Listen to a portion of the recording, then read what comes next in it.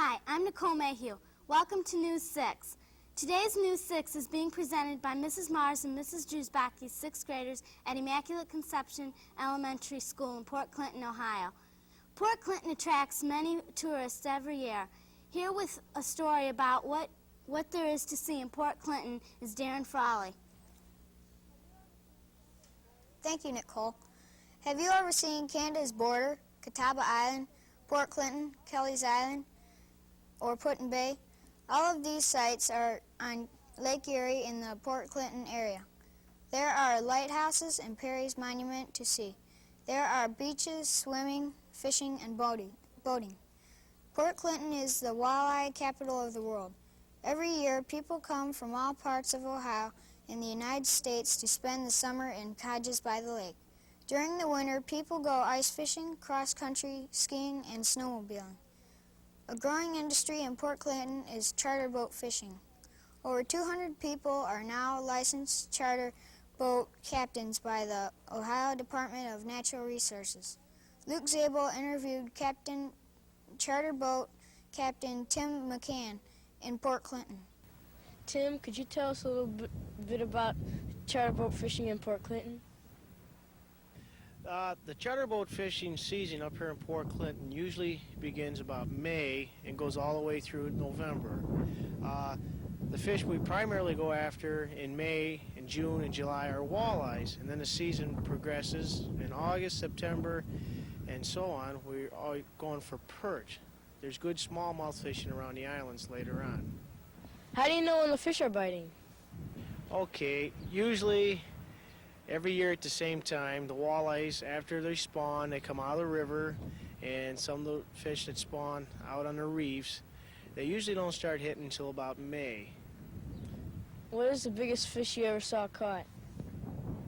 The biggest fish we've had caught was an 11-pound, 3-ounce walleye that was caught 2 years ago by Captain Bob Sklarski. How do you learn to be a charter boat captain?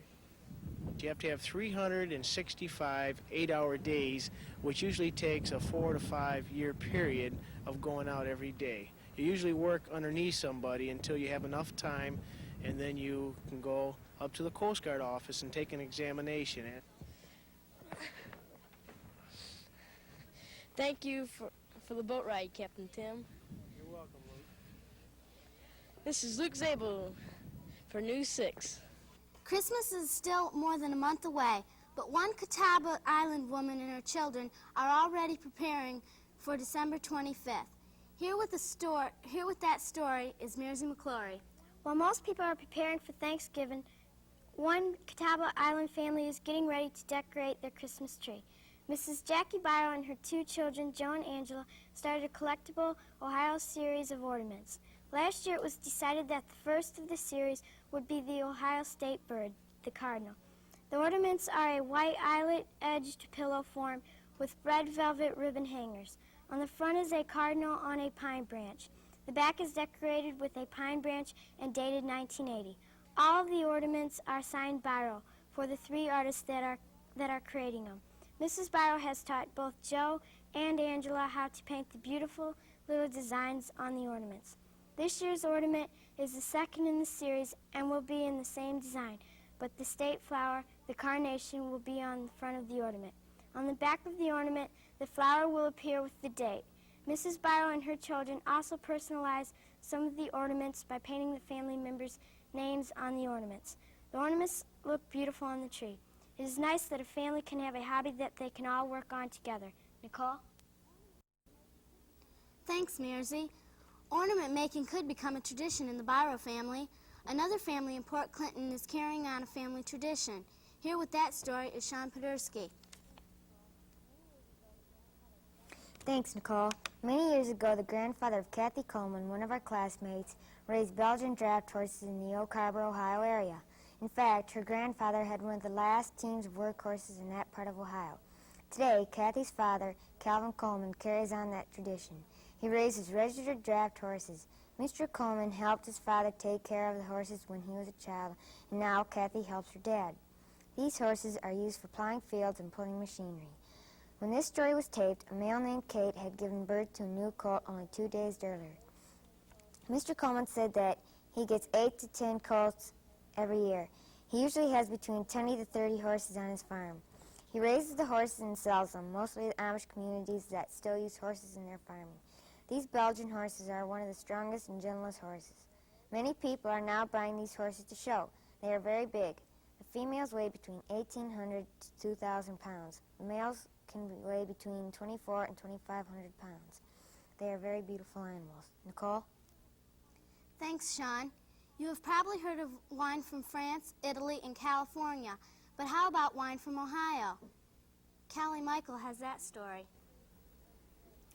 About 7,000 acres of grapes were planted along Lake Erie in the 1860s. Many of the grapes were planted by European immigrants. Wine was first made by a cooperative in 1870, and in 1872, work was begun on a 4-tier limestone cellar that went 60 feet underground. The winery was purchased in 1956 by Norman Manty and was operated as a champagne cellar. Recently, another owner has taken over the business. News 6 took a tour of the winery, which was led by the terrific winemaster, Mr. Archie Stenson. First, I would like to welcome you to the Manty Wine Cellars and try to show you a little bit about how we do wine the old way and still doing many gallons per year the same way. You're standing down in our cask room, which is where all our dinner wines are made. And from here, we also make the cuvee for the champagne, which we'll show you later on the whole process. How many gallons of wine are in these vats? This floor alone will hold about 80,000 gallons. What is happening in this room? Okay, as you can see above, this is a cask of wine that's fermenting. If you see the little fermenting apparatus above, the gas is coming off into the jug of water. That acts as an air trap or an airlock. When the fermentation is done, no air can go back to spoil the wine. Also, it's a good indicator of what's happening up there, how fast, and so forth and so on. Okay, now as I was talking above in our dinner wine cellar, and talk about the cuvee, from that point it's brought down here to make champagne. Now our method is made in the bottle the old French way. Now what we do, we take the wine, the cuvee, we add yeast, dosage, it's a sugar wine solution, to the cuvee, bring it down, put it in the bottle, and it ferments in the bottle. It looks like so. You can see this sediment in the bottle there as this. And after a year on this lease, or sediment, we have to get the sediment out. And to get this out into the neck, we first spin this and shake it loose back into solution.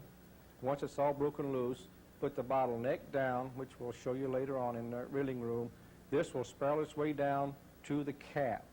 Once it's compacted on the cap, a nice little wafer, we'll freeze this into a plug of ice to get this out. Then open the cap. The pressure will push out the ice. The sediment has gone this way. The liquid stays this way. And at that point, the separation's made. It takes about 3 years from the grape to the shelf. That's all for News 6 today. Next week's News 6 will be presented by Mrs. Smith's 6th grade class at Shawnee Junior High School in Fort Wayne, Indiana.